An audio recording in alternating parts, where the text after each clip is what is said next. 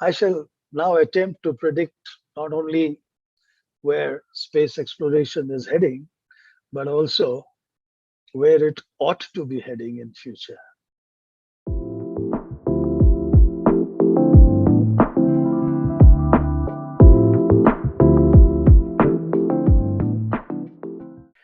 First off, I must thank General Muttanna for all the kind words and the research which he's carried out.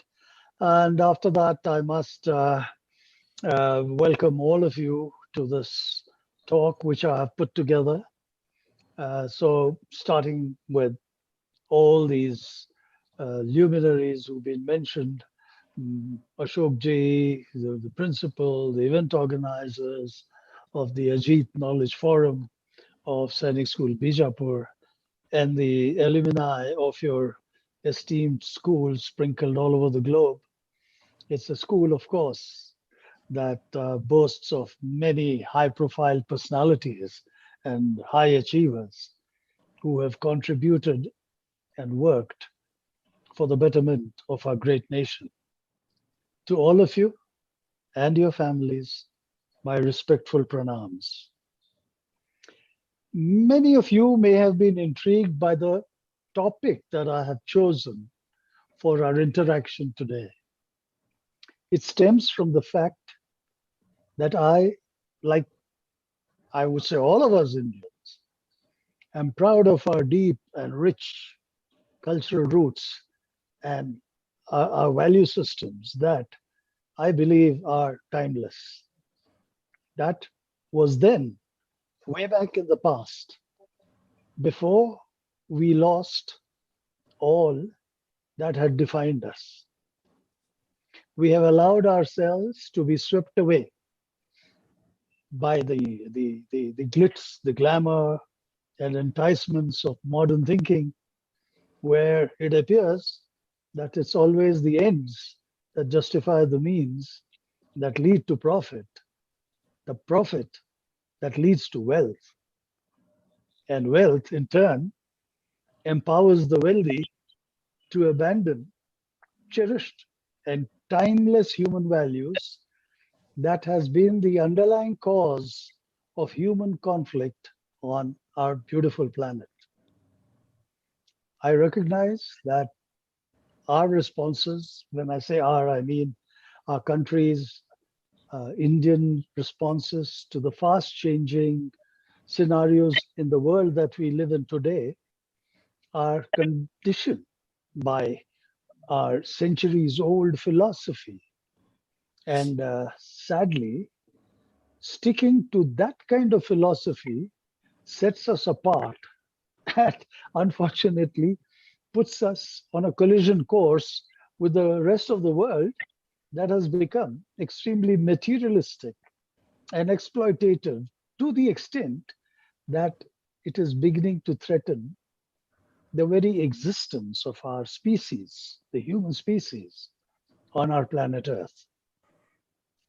So, at the outset, before I jump into the meat of the matter, I wish to level with the audience that the topic I have chosen is really a question for which I do not have a definitive answer. How do we reverse this trend? Peering into the future is fraught with danger. Ask any soothsayer, any astrologer. It can be way off the mark, and the reason for that is due to the many interdependencies that singly and collectively, if they are taken collectively, go to make up this complex world that we live in today. As such, what I wish to share with you is my personal opinion of what ought to be and how far are we from realizing that ideal. I'm hoping that this session, in which you will all participate later, will end up being interactive, given the rich experience that the alumni of the Sainik School Bijapur have in running both the government as well as business. As for my views regarding the future trajectory of space exploration, I must warn you that they may strike you all as very utopian, very far out, and somewhat impractical. But it shall be my attempt to nudge you all to at least ponder on whether we need the suggested change to happen, or do we continue to remain trapped in the cycle of human conflict that we have now been prisoners of for centuries? But before I sail into this future I talked about, Ashokji had told me that you, the audience, are more keen to hear about my space flight, about the how and the why of the training regimen, the conduct of the flight itself. As per his wishes, I shall quickly breeze through these topics before I get down to weighty issues that I hope you will be interested in as much as I am. And it's not every day that I have a captive audience. So, uh, and the reason I'm looking forward to this is because it pertains to the important subject of securing the future of our species on our home planet. Essentially, human beings were not meant to fly, but we did. Initially, as part of mythological folklore. And this was till 1903, and that was the first time when Orville Wright piloted the first heavier than aircraft that stayed airborne for all of 12 seconds. And it covered a distance of 100 feet at the breakneck speed of about 11 kilometers per hour. And roughly only 6 decades later, Neil Armstrong was walking on the moon.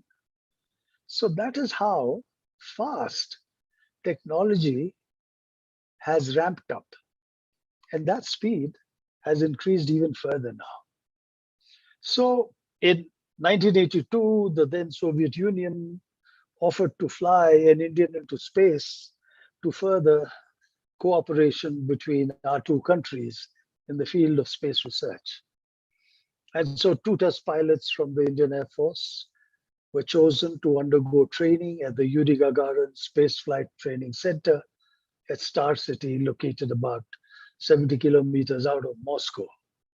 I happened to be one of the two. My senior colleague, Wing Commander Ravish Malhotra, was the other.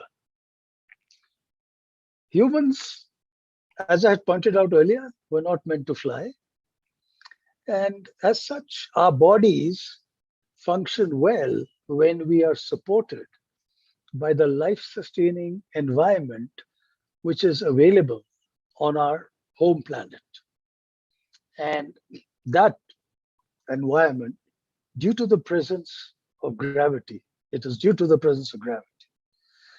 It is due to the composition of the atmosphere, which is the air we breathe, and finally, the availability of social interaction for the mental wellness of each of us. Spaceflight transports the human body in a very short period of time into an environment that is devoid of gravity, devoid of the atmosphere. Worse, the body now has to survive in an environment which basically consists of a vacuum. And all of us have studied science and physics, and we know that as the atmospheric pressure reduces, it lowers the boiling point. And in a vacuum, it is lowered to a point where the temperature of the human body is enough to cause our bodily fluids to start boiling. And that causes instant death. So systems, therefore, have to be designed to replicate the atmosphere so that humans can function in the near vacuum of space by artificially pressurizing the workspaces while they are in orbit or during transit when above an altitude of 30 kilometers. Similarly, the training that is important to cosmonauts and astronauts so that their bodies can get conditioned to adapt to microgravity is the same reason. Frequent head movements occur due to weightlessness, and these cause nausea and space sickness. Additionally, in our case, the training was a lot more challenging because we had to learn the Russian language. The medium of instruction during training was in that language. And the flight communications, the intercommunication between the crew members as well were in that language. Now, I'm talking about what we experienced some 4 decades ago when I trained there. And I must confess that I'm unaware of the changes that may have taken place in the training regimen since then. But I am guessing that not much may have changed because the human body has not changed fundamentally in the interim period.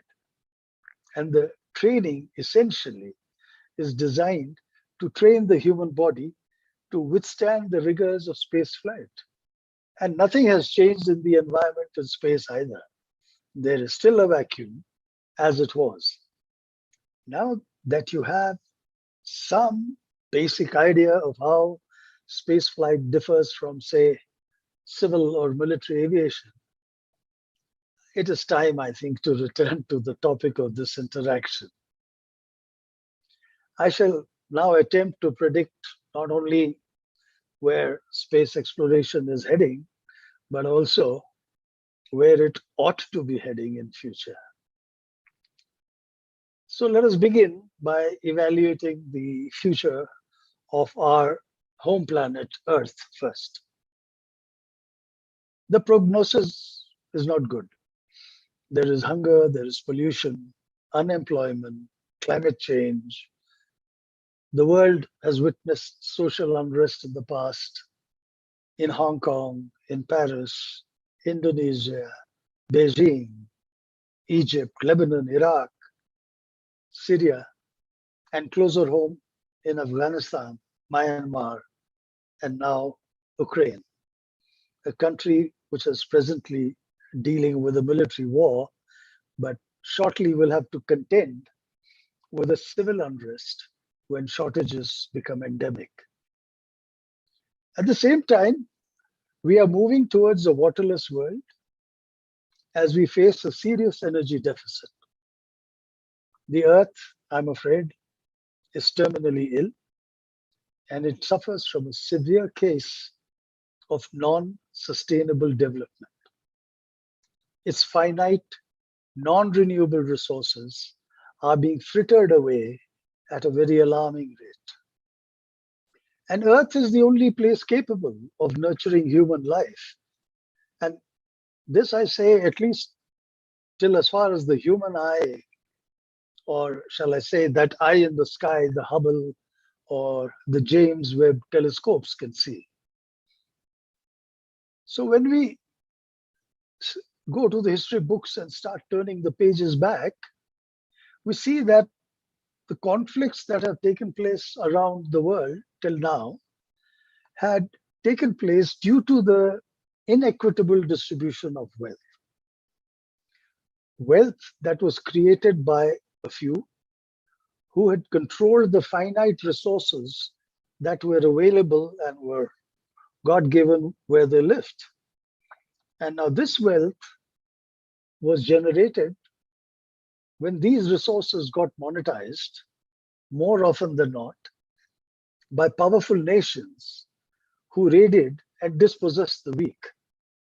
And in each case, weak nations did not possess the wherewithal to protect themselves. And so they had to part with their resources that made the occupying forces rich and the rich thereafter became powerful enough to forge an inequitable world order. I repeat again, the world order they forged was inequitable, and it was an exploitative world order. We are now living that life. To put it differently, we are living in a global society that follows an exclusive rather than an inclusive model. A model where the rich keep getting richer while the poor get more and more vulnerable. And that really is the causative factor of strife, conflict, unsustainable growth, quarter on quarter profit, and ultimately social unrest. Our energy consumption rate is going up exponentially. It does not take a rocket scientist to see that we need to find alternate energy sources either here on Earth or trawl for it in outer space. In fact, the current state of Earth has catalyzed efforts to first explore, then inhabit, and inevitably thereafter exploit in the near future, first the moon and later perhaps Mars. Now, this effort has become crucial actually to the survival of the human race on planet Earth. The driving force for space exploration today is more survival and less science, but not everybody is going to tell you that. And also, please don't be surprised, and this is what will happen on the moon after we inhabit it. We will carve out national boundaries there, as we have done in Antarctica. Exactly what we've done in Antarctica. If you continue to follow the exclusive model of growth. What next? Space exploration has never been cheap. It has become even more expensive now. Government funding has started drying up. There are other more pressing and more politically expedient allocations that need to be made by the governments of the day, wherever they may be. After all, these governments need to be re-elected, don't they? So today, as the frequency of launches need to increase and technological challenges spurred by our consumptive lifestyle need to be addressed, some changes to the funding models have become necessary. Enter the private sector. It's made an entry, and this sector has been playing an increasingly important role. Now, before long, I believe that exploration will become the sole preserve of sovereign nations, but exploitation of space resources for profit will shift to the private sector. Given this background, we can expect that going forward, all investments by the private sector will be measured against the return on investment yardstick. What does that mean? More the investment, more the activity in space, more the R&D, more the innovation. Materials will be produced for use back on Earth, more the profits, and more the protectionism in terms of these new markets that are so created. And the more the conflicts arising out of these monopolistic activities, sanctions, technology denials. In short, business as usual to feed the engine that runs the infamous exclusive model of growth on our home planet.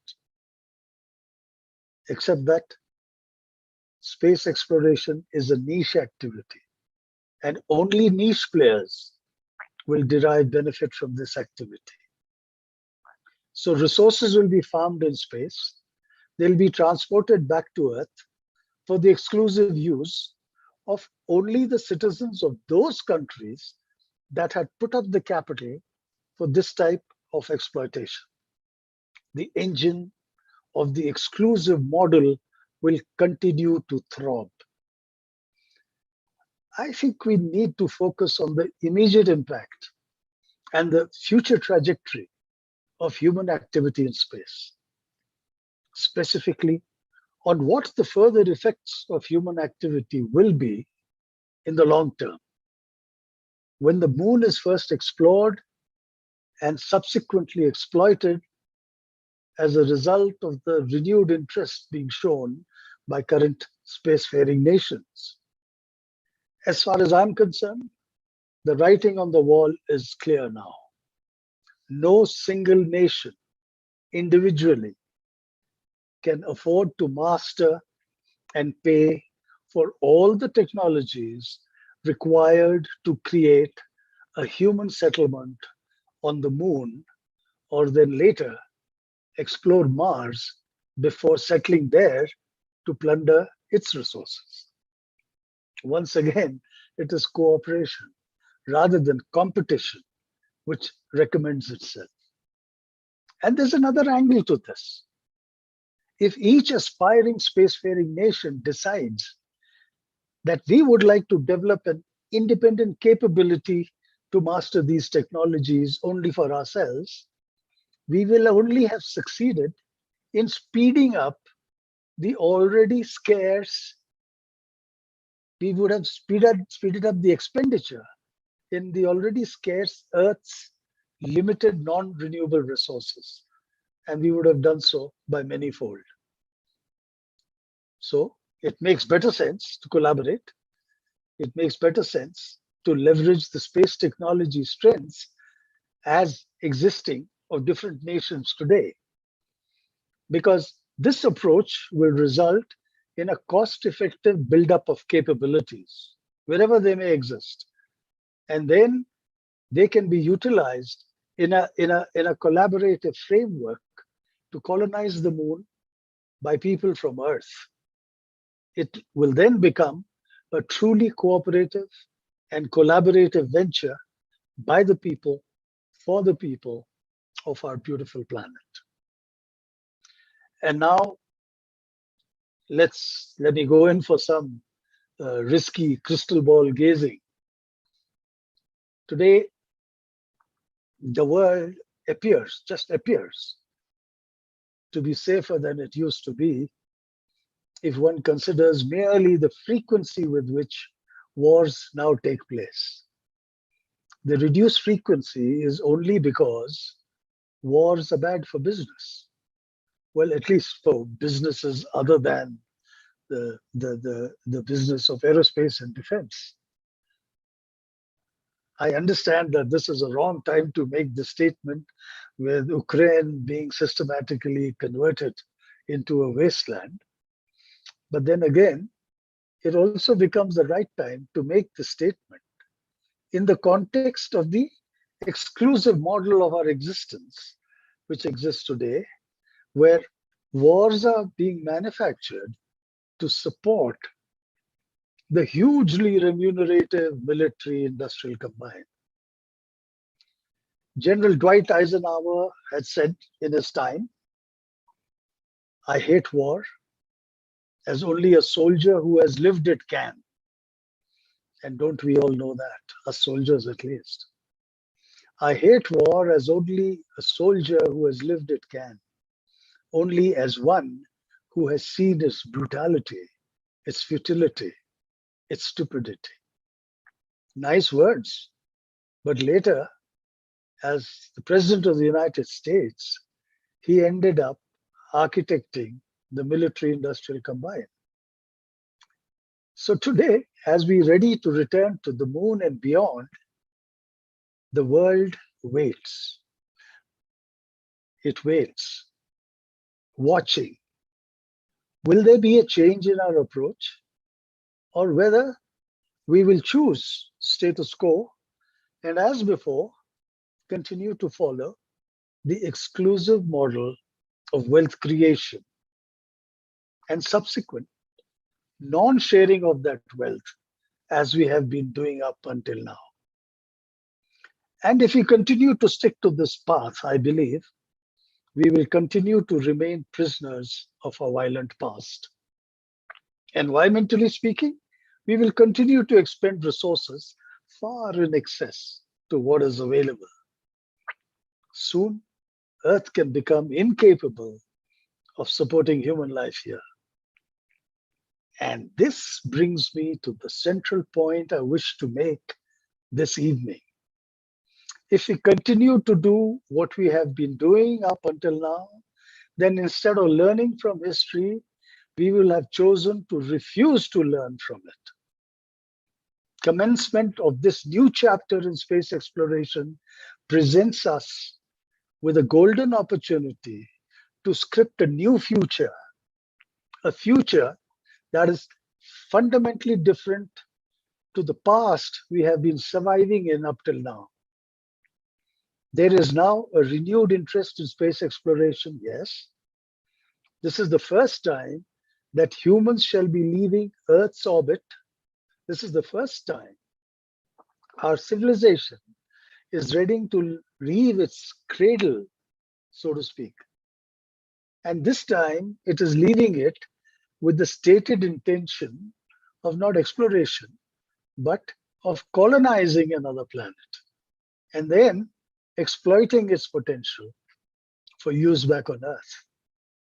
When we leave and set up base there and later on Mars, should we be going there as we have been doing up, say, until now, as Russians, Americans, Europeans, Chinese, and tomorrow as Indians after the Gaganyaan project takes off? Or should we be going out there and later, perhaps millions of kilometers further away, as humans from planet Earth? Should we continue at that time to cling to our national identities as we prepare to travel to Mars and beyond? If we concentrate on achieving merely a narrow national objectives in space exploration without addressing the core strife-causing issues, and by that I mean the inequitable distribution of finite resources and therefore wealth, we shall merely be replicating our dysfunctional earthly societal model on celestial colonies which we shall be establishing in future. We shall succeed only, I think, in exporting the seeds of earthly conflict to outer space. Again, what do we do once we have colonized the moon? It does not make sense to default into the same exclusive wealth distribution model. If we go to the moon and later to Mars and beyond as people from Earth, we must share the resources we found there with everybody back on Earth. If we do that, we will begin turning back the blood-stained pages of history, page by page, bit by bit. It'll take a while, but the process will start. Now, I'm not naive. I don't expect any of you in the audience to be naive either. This will be politically challenging. It'll be challenging to get this model to work. It'll also be challenging, more so, I would say, for the private sector. How will they answer their shareholders if they agree to part with profits accruing out of space-related business activity for the benefit of underdeveloped and developing nations? I believe that this is a step that needs the attention of business leaders, philanthropists, bureaucrats, the influential group that advises our politicians.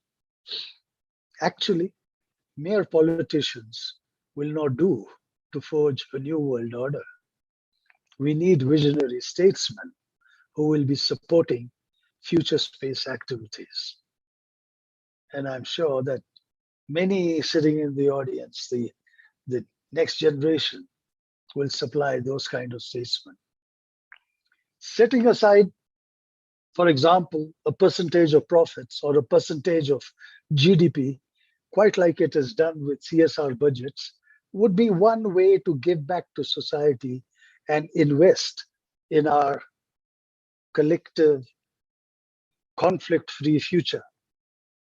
There is need to forge a global consensus on this issue. So what should be India's role in reorienting the worldview of nations as is being suggested? This is not going to happen overnight. Existing government policy is not going to be trashed in a hurry because of the presence of pressure groups that will want to pursue profit as before. You know, the gravy train needs to keep rolling. But change, however, must begin to happen. We would be well advised to start with baby steps. From nations, it will require leadership of a very high order to forge such a consensus. I believe that India can play that role. From its inception, India has been running a unique space program.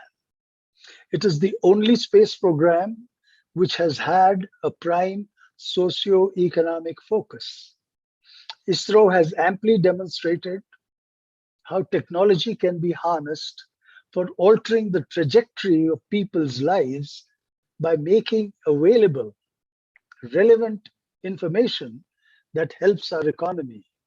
And that, in turn, positively impacts the lives of our citizens across the board, not only the rich and famous, but of common man.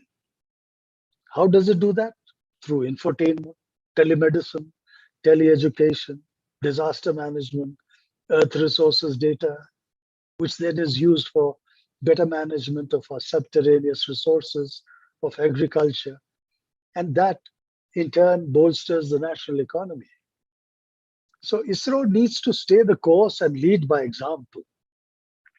What ISRO has done for India, India can do for our neighboring region by sharing its expertise and economy building data, thus supporting our neighbors by enabling them to become beneficiaries of an inclusive model of sustainable growth instead of the current global exclusive model.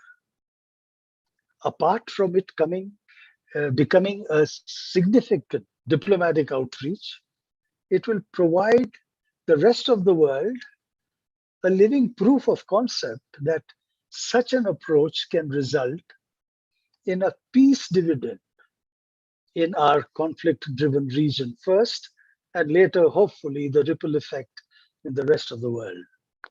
India can wage peace in the region instead of being caught up in the manipulative power play orchestrated by nations that create conflicts to sustain the military-industrial combine for business. India, I wish to remind, though I don't need to remind, also has a centuries-old philosophical tradition that is found in our ancient text, the Maha Upanishad. It records the concept of Vasudhaiva Kutumbakam. The world is one family. This is who we were. Today, India's expertise in space sciences is grudgingly being recognized the world over. This gives us an opportunity to influence global policy in a direction that space exploration needs to take in the future.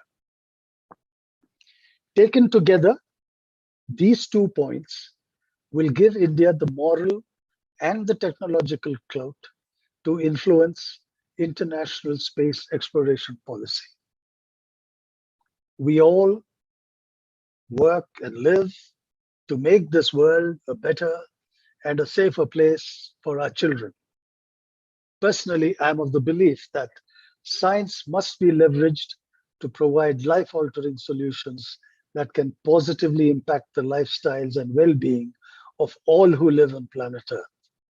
And this can only be achieved if some checks and controls are put in place so that human activity in space can be regulated, resulting in sustainable exploitation. If science has to be done, it is time that it is done with a conscience, and the end use must be inclusive and not exclusive. Now, the model which involves the sharing of discovered resources back on Earth as a result of future space exploration is a seemingly impossible concept. It is a thought that needs to be worked on to make it economically viable and politically acceptable. If we can work out the former, make it economically viable, the latter, of it becoming politically acceptable, will surely be possible. Details can be worked out by government reps and business leaders, but only then will we be able to work towards ensuring what Professor Yashpal had once expressed, the hope that our common origin should get for us a common destiny. I'm suggesting that India, that is ISRO, works towards an inclusive and sustainable development on Earth by influencing nations to set up a joint expeditionary task force to farm resources in outer space and share the same with other nations back on Earth for the greater good of humankind, so to speak. This is not an implausible dream. In 1997, a UN resolution was signed by 97 countries, and it stated that the exploration of outer space shall be carried out for the benefit of all member states, and that space shall be the province of all humankind. ISRO can exercise its influence and heft and shape global space exploration policy along the sentiments expressed in that resolution of the United Nations. I am suggesting that we work towards building heaven on earth instead of creating another far-off hell on the moon and beyond by continuing to follow the same societal model as we have on earth today. This, ladies, gentlemen, cadets, this is our challenge today, but it is also our opportunity, the opportunity to become who we can be as we step up our space activities in future. I admit I may have come across as a dreamer, but as John Lennon once sang, I'm not the only one. If there are enough of us, we can and we must work towards a safer, peaceful coexistence for generations that will follow us on this, our planet Earth, the only true home we shall ever have.